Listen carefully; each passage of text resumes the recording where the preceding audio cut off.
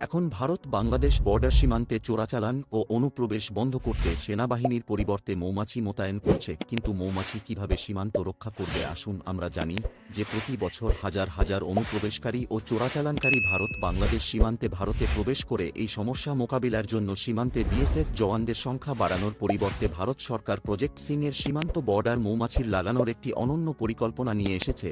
এমন পরিস্থিতিতে কোনো অনুপ্রবেশকারী বা চোরাচালানকারী বর্ডার জালে স্পর্শ করলে মৌমাছিগুলি তাকে আক্রমণ করবে, আহত করবে, যার কারণে অনুপ্রবেশকারীকে সেখান থেকে পালাতে হবে।